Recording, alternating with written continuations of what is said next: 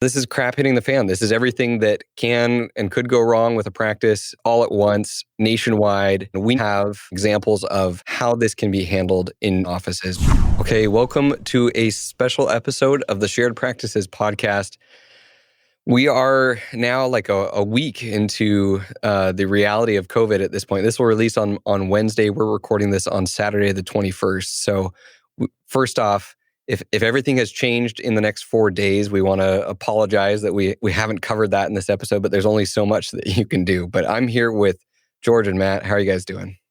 Doing good. I think when things change in the next 4 days will be the appropriate statement, not if. This thing changes at the minute. So we're all just trying to take it all in. Well, and Matt, you and Ellen recorded an episode which aired on Monday, really coming at this from a personal perspective.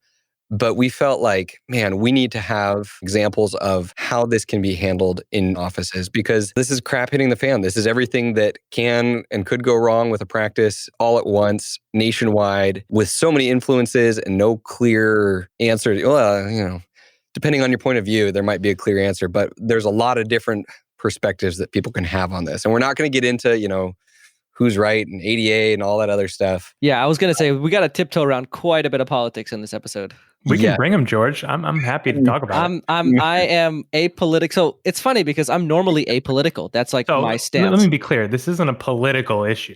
This is that. All right. We're moving on. We're moving right on. We are political. What are you talking about? We are moving 100% past this. Let's just get into the episode. Well, okay. So let's start with this then. As of Monday, for all three of us, we're not practicing. Our practices are shut down to emergency only. We've all made that decision at different points, and it's come at different realizations and different steps. And I think different reasons. I think we all have our own reason for doing that. And it's extremely, that is probably been the most stressful part for me. I think the time period between when recommendations were coming out, everything was changing, and the decision to shut it down and say, hey, we're just going to do emergency only. Those 2 days where I was like in the air with my decision was the most painful part for me. Yeah, and I think a lot has to do with the kind of confusing message we're getting from, leadership, quote unquote, whether that be ADA, states, boards, even the federal government, that we're getting these like recommendations that are kind of wishy-washy and open to interpretation. Some states have gotten like the full mandate, like a Louisiana or Oregon, but that's kind of have led to some confusion with us and led for a very difficult decision for a lot of dental owners out there. No, absolutely. And I think that painful, like the ball being in our court makes it that much more stressful because it's like, this is your decision and it's all on you. And a ton of implications either way, both financially, health-wise, doing the right thing, taking care of your team. So I wanted to explore this through both of your perspectives of what you ended up doing in your office, how you arrived at that point, and really coming at this from a leadership aspect of how did you decide to best take care of your team, and how did you communicate that, and how did you show that, and how did your team respond to that? Because there's a lot of relationship capital that builds up to this moment. If your team for the last 6 months was like, man, this guy's just a greedy douchebag and doesn't really care about me. And then anything you do in this moment is going to have that framework that's kind of built into it. And then it's going to further solidify or change that perception. So everything leading up to this and then this moment moving forward, how has that journey occurred for you guys? So let's start with George. So George, you talked about a conversation that you had with your team. Tell me about this. How did we get to this conversation? This format seems like a presidential debate. Yeah. Let's start with you, George. Right. All right. Well, I think it's important that I sort of outline. We've talked a little bit about my philosophies on leadership. The episode recently came out on our show on season 5 about kind of the way I am in the office. But the thing that wasn't discussed is this sort of leaders eat last mentality that I tend to have in my practice, where I am pretty intense about my leadership. it is very important to me that my team knows that I'm there for them when they need me, and that I have their back, and that, through the ups and the downs, we do it together. And that's something we've had throughout the whole thing, crisis or not. Whether Do you one have of an them, example of that pre-crisis of like times where you've made the conscious decision, I'm putting my team first here, or I'm taking less pay here so we can invest in this? Like how have you made that decision leading up to this point? there's probably 10 examples of me taking less pay in certain situations for my team. But I think the bigger example is, a patient gets upset with one of my team members. I always defend my team member. They know, and they know, I ask them to do a lot clinically. I think we've talked about that enough on the show where, the lazy dentist type thing. I delegate a lot clinically. And there's times where they're out of their comfort zone a little bit. That's how you grow. And I let them know I'll always have your back. For example, I have an assistant, and she was having a hard time with crown seats because she was always afraid that she would over adjust and we'd have to resend it back to the lab. And then I told her, all right, we're going to have a deal. You adjust to what you think is best. If you open up a contact and I have to send it back, I will not be upset with you. I promise. And that's me putting my team member before the patient's convenience, what's best for my practice that day, all types of things. But that team member now knows that I value them, their growth, and I have their back. And so they feel more able and willing to do what they think is best, even though it may not work out as well as they would always hope. So I think that's one example, but I have that mentality in everything. Yeah. So we've talked about your, leading up to this. What was the moment for you when you decided, okay, I need to sit my team down and we need to have a conversation? So I don't want to get all right. I think dentists are so opinionated on this topic, and they're very, very extreme. So it's hard for me to just go out there and say my stance on it. And my whole team was very resistant to the idea of closing. Okay, your team was? My whole team and myself. We were all very resistant to closing. And the other thing people need to understand, this is a very regional topic, and so regional things play into this, like the number of cases in that area and all of that. And it seemed like Arizona had a lighter load than a lot of other populations. When I made the decision to close, we were sitting at 22 cases. Okay, in Arizona. So the week leading up, we were at like 4, then 10. And I know the testing is unreliable, but again, though that was the data that we had in Arizona. So anyway, pros, cons, team, we were all very against it at the beginning of the week. And then the Donald Trump press conference, where he very strongly urged everybody to cancel all dental appointments. And then the ADA recommendation for the 3 weeks of only emergency procedures. That was when I had the realization that we need to put a contingency plan in place and make sure that my team and I are on the same page, that if I get mandated by the state of Arizona, that was sort of my boundary was, if I get mandated by my state board, then I would close. And we sat my team down. That was Tuesday. We sat my team down and I outlined the situation to them of, this is what's going on and this is what could potentially happen. And I'm not sure how long I don't think anybody knows how long we're going to be closed. Right. And so we need to set up a contingency plan in place to make sure that I can do the best job I can as a leader of this practice to support you guys for as long as I can. So that was how I positioned it with them. Okay. So what did you guys talk about? And this is where, if you don't want to go into specifics, that's totally fine. But I thought the way that you handled this was brilliant and took it off of you and put it back on the team. So talk us through that. So I had a finite amount of money that, when I kind of ran my numbers, priority 1, not go bankrupt. I think my entire team can get behind that. I can get behind that. We want everyone to have a job to come back to. So priority number 1 is not go bankrupt. And priority number 2 is to take care of my team as much as I can for as long as I can. And that, again, that goes with leaders eat last, right? I'm sacrificing my own income for the purpose of helping my team. I think most dentists can live without a paycheck for a longer period of time than their teams can. Yes. I'm not bragging about how much money I have. I'm just saying that is usually a reality. Well, and I don't think it's, I think we do need to say that you live your life in a way that is not ostentatious. You're not out there buying the biggest house, the fanciest car, the nicest stuff. And I think that's just as much your personality as anything else. Like you value experiences rather than stuff. But I think your personal obligations are not excessive. Yeah, no, I probably spend less than the majority of dentists in my personal life. Yeah, I think that would be a fair statement. I'm pretty frugal. That attribute right there gave you the ability to say, you know what, I can take maybe even more of a long-term perspective on this personally with my needs and my expenses.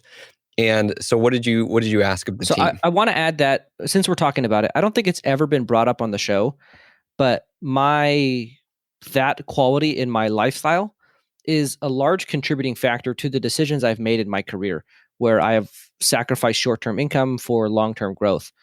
And it's difficult to do that when you have personal obligations that necessitate, a large amount of income from your practice. So that lifestyle has given me the entrepreneurial freedom to make decisions as aggressively as I like to, because I don't really, at any given moment, I'm sitting on 6 months living expenses. That's just sort of my reality, probably ever since dental school. So that's just kind of been the way I've always lived. Well, and that's where some of your aggressive, like, okay, let's try this. I'm going to put 10 grand in this marketing method. I'm going to try expanding here. I'm going to try bringing on this hygienist. You have a buffer in your personal requirements and personal lifestyle that allow you to be that aggressive with your business, knowing your long-term. And I think this is going to bring to light for a lot of people, like, that how you live your personal life does impact how you run your business. Absolutely. 100%. Yes.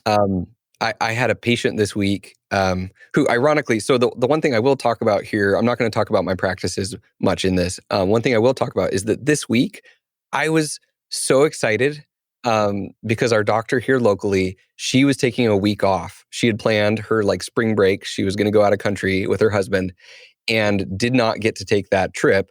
I took a week off from my Army work so that I could come practice in her place. And so this was literally the first week of full-time dentistry I've had in a year and a half was when all of this hit. I was just so excited to be a dentist again for only 20 more months or so. You're almost there. Yeah, how many more months? 15 and a half?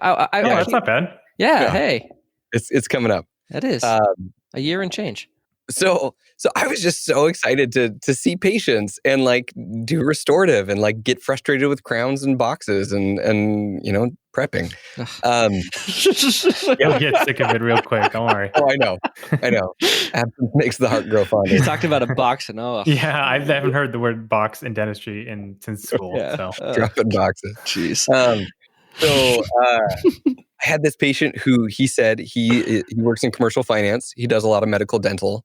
And he evaluates riskiness of loans, and he does more kind of the refinance, reevaluation side of things rather than first-time lending. And he said that a husband and wife dental team that he had just evaluated had $1.7 million in personal debt. So this wasn't student loans, like a mortgage you're talking about here? No, he said it was close to $1 million in credit card debt alone. Oh my gosh. Yeah. Wow. So I think the thing that can't, the cash flow of dentistry, you can leverage yourself so deep into debt, because if you've got 40 or 50K of cash flow a month, you can make payments on all sorts of things and have debts and obligations on tons of stuff and feel great about it and feel like, you know what, I can afford this. It's no big deal. And I just can't imagine what those people are going through right now. But that was their choice. That is the anti-George. Yes. That's the anti-George. So now that we've shown the spectrum of George to the anti-George, you're on that end of that spectrum, and that has allowed you to make decision making up to this point and in this crisis as well. Okay, so let's go back to the meeting I had with my team. Okay. So I sat them down and I explained to them that it's ultimately my number one priority is making sure we have a practice to come back to. And my decision making throughout this whole process is with that at the forefront. Now, priority number 2 is to make sure I take care of my team for as much as I can, as long as I can. And that is that is my true feelings about this. I think there's a spectrum of dentists and what they're willing to do for their teams. Legally, the requirements are, in case you're wondering, if you're going to keep them employed, then you have to honor their pay time off and their sick time. And past that, you don't really have to do anything. So that is the legal requirement. The timestamp of this and the new stuff that's getting passed around FMLA and other stuff, we're still like in the initial like phase of the requirements of this new law. Then I'll do conversation with my lawyer HR company Tuesday. That was what I heard. So Tuesday the 17th. Okay. So that was the data you had. That was the data I had when I sat my team down. Okay. And so I quite frankly explained that to them. I said, look, there's a very real possibility we're going to have to close the practice down, and I don't know for how long. My hope is that it's weeks, but it could be a month or more. And my objective is to make sure that we can all financially make it through this time and come back as a unit. And I really preached the team. Obviously everybody makes a very different salary in a dental office. You have hygienists that make twice as much as other staff members. And I was very clear with them that this is not we're all going to get paid some amount of money. I technically don't have to pay you guys anything, but I want to make sure that we can all financially make it through however long this is. And I really emphasize this. So what we developed was a stipend plan. And now with some of the new laws, we're going to change it to a paid leave. So paid sick time due to the tax credit situation that I think you just alluded to. Right. But essentially, the idea is that everybody on my staff gets a stipend, and it's a living expense stipend. And we're going to have one person in the office every single day answering the phones, trying to get as many emergencies into our practice as possible. So I wanted the phones manned. And I had them meet with my office manager, and everybody outlined what their personal expenses were and what was the bare minimum they needed to keep going without work. And we kind of looked at all that, and then we created as small a stipend as possible to give everyone what they needed. And then the team members that needed more are given hours during those days that we have available so that they can answer the phones and then supplement their income with those hours. So that was sort of our way of, and what that did was it cut my staff costs in half. So let's just say I were to pay my team for 2 weeks, which I think is a common thing I'm hearing sometimes. Pay my team for 2 weeks. Well, I could pay my team under this format for 4 weeks for the same amount of money. Right. And what it really allowed me to do is it allows me to have a predictable knowledge of what that stipend expense is, so that I know when I can cut it off. I know I can make my decisions as needed, but they also have the trust in me, and I had trust in them. When I sat them down, I said, look, I need you guys to be honest with me, because this isn't easy. And I need you guys to actually tell me how much money you need. And I explained to them that if you ask for more, then you're going to get it for less. And your team members who might need it might not be able to get it for as long. And we really preach that we're going to get through it as a unit. And everybody bought into that idea because we are a team. And the first reaction was just how thankful they were that we're approaching it from this perspective, and that we care enough. And by we, I really just mean me, I guess, care enough to offer this for them. And it worked out really well. I was very impressed with how reasonable they were with their requests, and we created a plan, and now we're executing it. But that was Tuesday, and I did not make the decision to close till Friday morning. Okay. So I love that you had some forethought here, and you said, for the moment when we have to close down, let's come up with a plan. And you really drilled down and explain the consequences of, if you ask for more, that means everyone else who needs, like, this breaks down if someone is dishonest and someone is like, well, I'm just going to ask for the most I can. Yeah. And you really laid that out of like, here's the consequences of that. So please, let's be honest as a team. And it sounds like everyone really came to the table from that same perspective. And I had 3 staff members approach me and say they don't need anything. And they don't want something if it's going to take something away from a team member who needs it. And then I just told them, to be quite frank, everybody is going to get the same stipend. You're just not Minimum. going to get any hours, but that was sort of our plan. And yeah, they came together, and that was a growing moment. And I think another thing that I should mention is I've had a group text with them all week going. So we don't do meetings. We don't have morning huddles. I think we've talked about that enough on the shows to kind of make fun of me for it. So I needed a way to communicate with them as things are changing. And so we had a group text where all but one of my staff members, because I wrote her phone number wrong in my phone, were on it. No.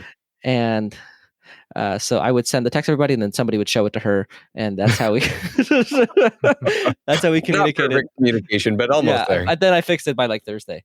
So nice.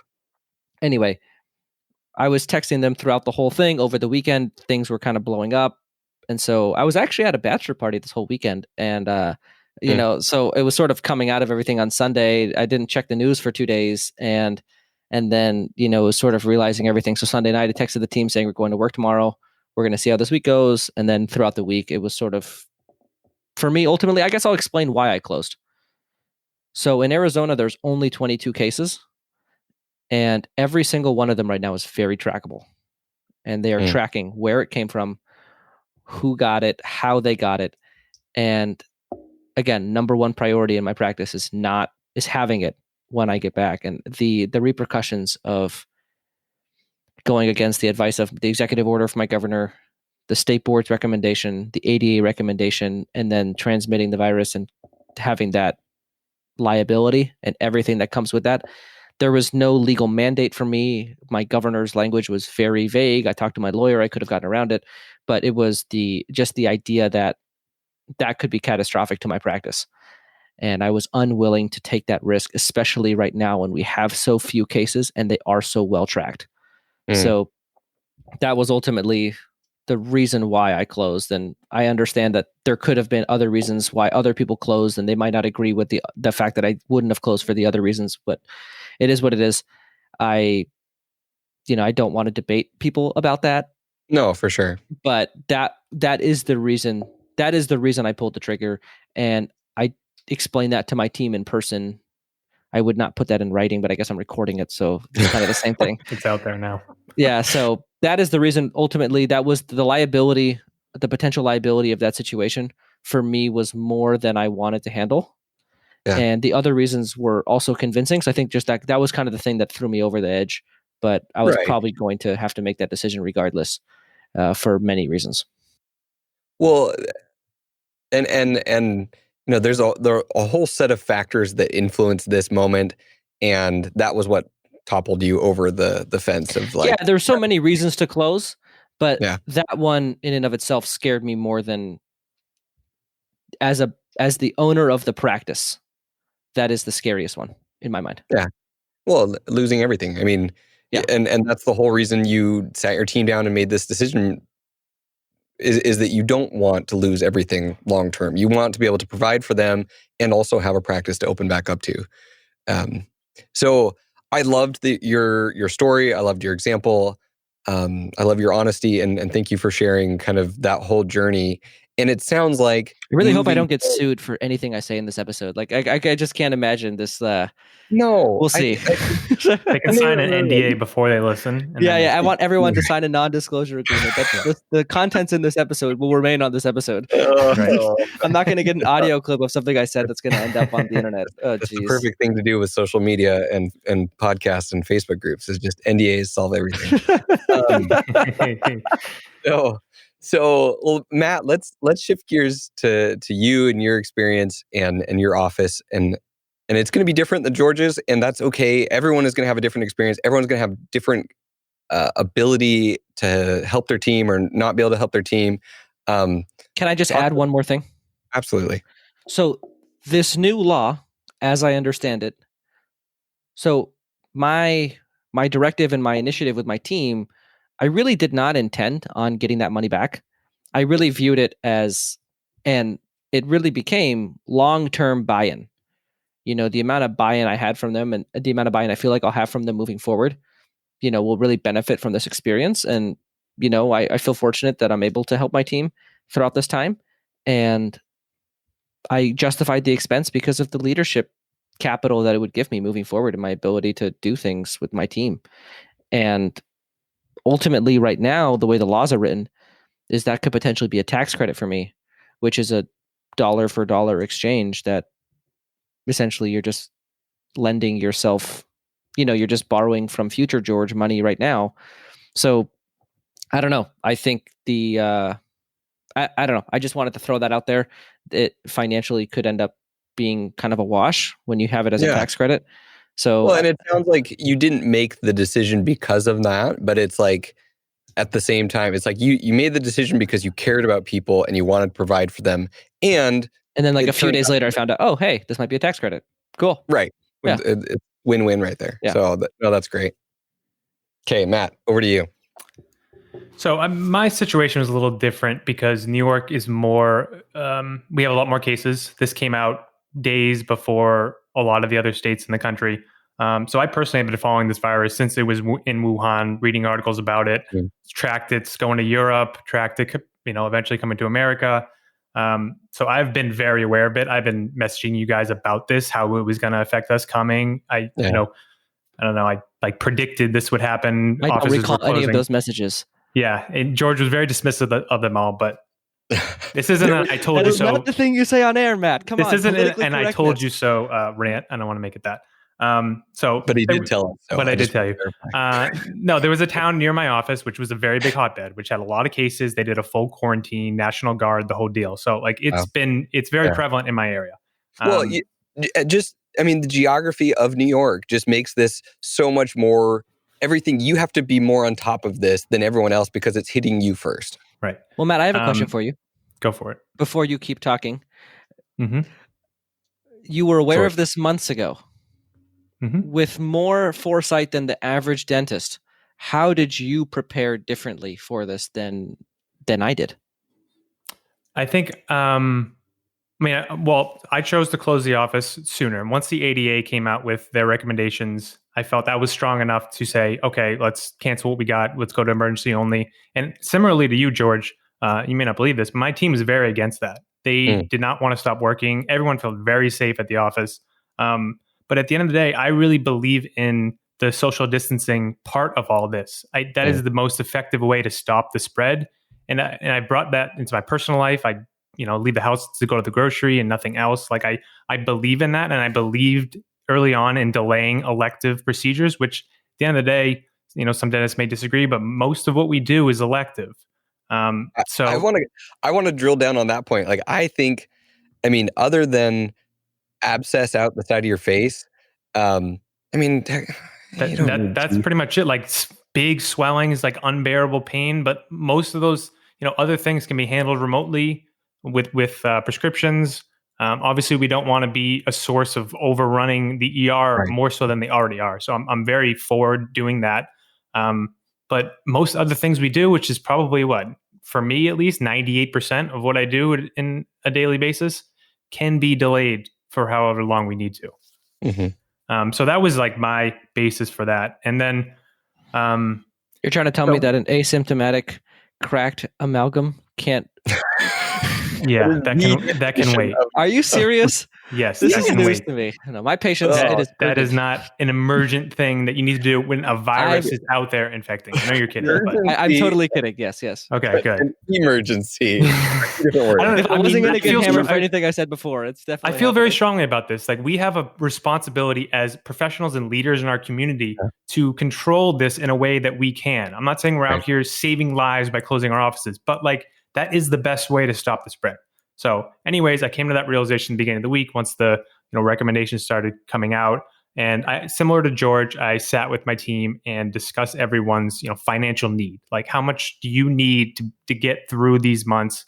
Explaining to them what I was legally able to or required to offer, their paid time off. And that's pretty much it, as George said.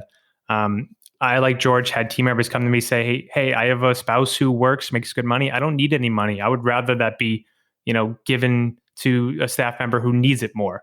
So I had that conversation and, made a plan similar to George of, people coming in to do the phones or giving stipends or making sure everyone's taken care of in this time. Because I do see all this also as an opportunity to build capital as far as trust with your team. This is a way to show that, when times are dire, you as the leader, you have their back. And, we can afford, most of us, to go without a paycheck for a little while. Everything I made last month and what I was going to make this month, I put it all into kind of a fund just to have that, to support the team, to pay the absolutely necessary expenses. That we can get through this, and that there will be a practice there afterwards, but it also doesn't, bankrupt team members in the process. I think there's a topic we talked about it in our group chat, but the solo versus group in this environment, the solo is very well equipped to handle typically this type of time a lot more so than a larger group practice where there's a lot more employees and employing dentists and all that stuff. So Matt, do you want to talk about that from your perspective as a solo? Yeah, I mean, how many team members do you have? Sorry. I have 6 full-time and a couple part-time. But this is a time where it's better to have a smaller staff, to not have, paying an associate doctor is much more complicated, George, as you know, than paying an hourly staff member. Obviously, because they're garnering a lot more money, but they're not able to do any work. So it is one benefit of it, that you have a smaller team, you have less people to financially support when your practice isn't taking, little to no income. So I don't want to gloat and say win one for the solos, but no, it is just I think it's a reality we need to address, because again, I think one thing we always talk about is to handle that larger practice. And I know, Richard, this is off topic, but I think it is on topic. No, I agree. And I've been thinking about this the whole time you guys were talking. Practice ownership comes with risk. Yeah. And you have to be risk. You can't be risk averse and have a group practice. This is the biggest example of like everything can go wrong and it is still on you, and you're holding the note, you're holding the bill, you're responsible for these people's lives, for their well-being, for providing for their family. And that's a huge responsibility to take on, and to take on an even bigger, whether that's a large practice or multiple practices, and not have buffers in place or not have the ability to sustain bumps is very risky. Yeah, and the reality is you built this practice, from Richard and my perspective, our practices are not very dependent on us. And so that's a large benefit for the most part. But then it requires a lot of infrastructure and expenses to be not dependent on us, which in this situation. And so from my perspective, the way I look at it is, I'll take that trade again. I'm happy with the trade I made. And in this time, I'm paying the consequences. But down the road, I'm going to have great days where I didn't work and made good money. And again, that is but then again, the solo does not have a whole lot of risk. And the dependency of their practice has on them comes with benefits, like especially at this time. And it's important to know too that like this is truly unprecedented. Like we've gone through tough times, 2008, September 11th, all of that, but in none of those situations, dental offices were never mandated or told to close. Like this is truly the first time this has happened in pretty much everyone's lifetime. I think everyone in 49 states needs to be thankful they don't live in Oregon. Yeah, that's going to be everyone. June 15th. That's about what we're looking at. In my opinion, I have no facts on it. Yeah, let's not get into that here. No, I'm just saying it's going to be a while before we really learn to, this virus will always be out there, even after whatever period, but that we're able to kind of operate even when it's kind of dying down and on the downslope. Right. Like what's that moment where you turn hygiene back on versus, a light schedule versus, and even after it's all said and done, we're going to be stuck with recession, depression, economics, and mindset and buying decisions of people for, this is our new normal for the next year, at least. Yeah. And I think it's important for us that we will continue to have content around this, as we go through the different phases of this, to kind of give some guidance and, offer some suggestions as far as, when do you turn that corner and start to open, or how do you handle, things as they go on months and months. So I think that's important to know for the listeners that we will have that content out there for you. I also think going back to what we were just talking about the solo versus the group, I honestly feel like the percentage of people who should be solo dentists in their own office that are our listeners should be closer to like 70, 80%. Yeah, I was going to say 80%. Yeah. If not more. George, you unfortunately state your point so well of the advantages of a group practice that it's like everyone I run into in the last like couple months, they're like, well, I was thinking I just wanted to be a solo doc, but now after listening to the recent stuff, it's like I really think I just want to have a larger group practice. And there's so many advantages, but I want to start building the case more for why Matt is right and the rest of us are wrong. Well, I mean, can I have something to say about that? Because Fine. Don't ask. You're going to say it anyways. Seriously. But if I'm listening to the show every single week and I'm tuning in, I feel like I've self-selected as the type of dentist who wants something a little bit more than just what I do clinically with my own two hands. So I would think the 80-20 rule of 80 solo, 20 group or multi would be applicable to like I think that's our listeners. No, I really don't think so. No. I think our listeners are closer to a 50-50 split. No, I disagree. So, and we can revisit this. I think we need to do a better job of stating the advantages of the solo, because I think that's the default. I think a solo practice where you are the doctor, you have a reasonable sized team, you're banging on all cylinders, doing a ton of great dentistry on 4 days a week. That's the default. And really, you have to either want to step away chairside, or you love the management, you love growth, you love building a bigger team, you love systems. That's the type of person that then says, okay, maybe I want something bigger. But the default, I still think, is that solo doc in a solo office. And there's just no better way to make money in dentistry with the least amount of risk. I think the cost to benefit ratio of a solo practitioner, you can't beat it. And this is a once in a lifetime example of extreme risk, but it demonstrates and it brings to light the fact that you have a lot more options, you have a lot more buffer if you are a solo practitioner right now. And I think too, it's important to note that that lazy dentist, they can have a good life as a solo too. Like the way you said, like we can learn lessons from how George runs his office, how he delegates everything and how he has his staff do a lot more than a lot of dentists. Like you can show up at your office as a solo doctor and it can be easy and like not be so, stressful and long hours and everything and hard work for you. Like you can set up your solo office in a way that emulates a lot of the ways the group practices do it. And, you can still have that benefit of the less risk and, more take home at the end of the day. I agree. I think I disagree with, I agree with Matt's point about the lazy dentist showing up in the solo. I disagree with you, Richard. I think we're just going to have to chalk it up to that. We'll have to revisit this, but I think the default is the solo. And you have to demonstrate that you are willing to take on the risk and the management to go bigger. And I think most dentists actually like dentistry and don't love the management. Like the management is the hard part. Yeah, and if the management has to be the fun part, right? Because you're pretty much picking, what do I get to do? What is a larger part of my life? Am I majority dentistry with some ownership and management, or am I majority management with some dentistry? No, absolutely. And I would pick obviously I've already picked the majority management with a side of dentistry as opposed to dentistry being my entree and the management being my side.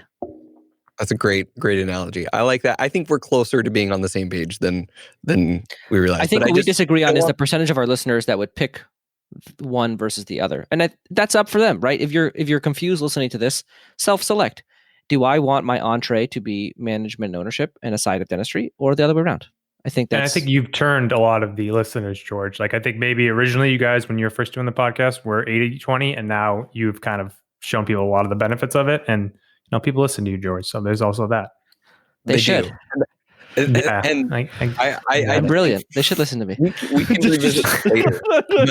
But I think one good test. This will be the last thing we talk about. One good test is holding someone accountable. Like if you think of someone doing something wrong and you need to have a hard conversation with them, Is that something that gives you extreme anxiety, or is that something you're like, no, let's just do it on the spot. Boom, let's get it done.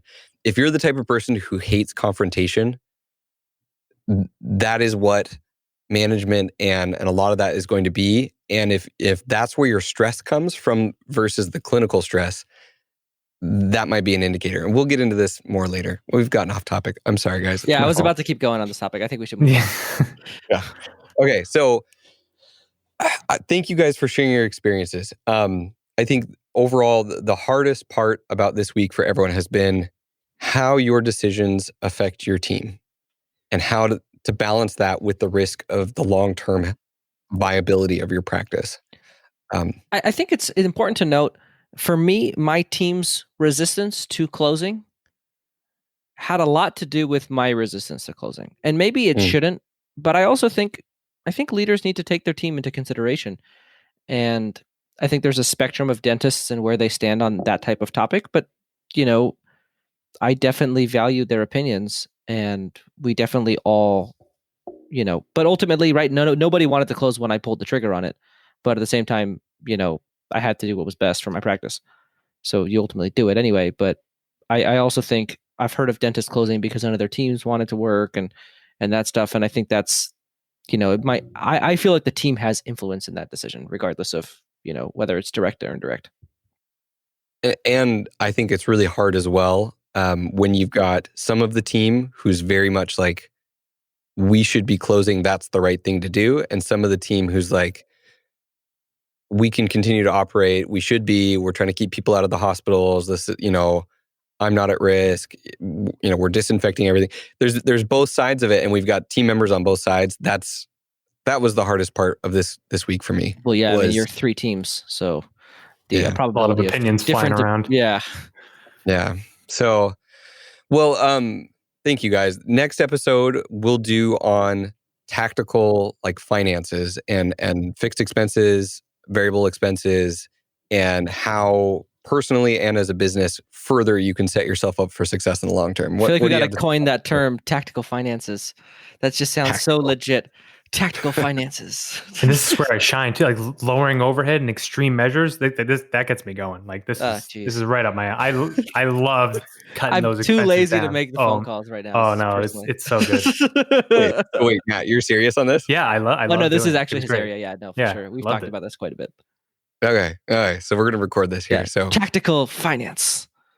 I also think I would love to hear some updates from people that we've had on the podcast in the past. And how they handled this situation, and maybe we'll do another one of these and like an update of like, okay, here's the decision I made, here's how it played out, and we'll kind of run that as we go and decide. But so the issue is though with this issue, it's such a hot topic, and I don't know why I feel differently about talking about it on air because it's just the 3 of us right now talking, and I don't think about who all people are listening. But posting this on Facebook, exactly what I said on air, I totally would never do that. And you're just going to get destroyed in comments. You could say anything and you're going to get destroyed in comments one way or the other. So if we're going to do that, I would really encourage the voice changing because... and we'll see. I guess I'm looking more for bright spots. So where were moments of, despite the difficulty of this situation, that you were able to make something good of it in your practice? I'd love to capture some of those experiences and stories, and whether I feel like I had one. Yeah, exactly. Yeah. You guys both had experiences like that this week. I would love to capture those and share those positive moments coming out of this, and how this has turned people into better leaders, better people, and brought teams together. So I'm looking for those experiences moving forward, and please share those on our Facebook group. If you've got something that you feel like, man, this was transformational for us. Here's what we did, and post that on the group, and maybe we'll mention that on the show. Cool. Sounds good. Perfect. We'll talk with you guys next week on the Shared Practices podcast.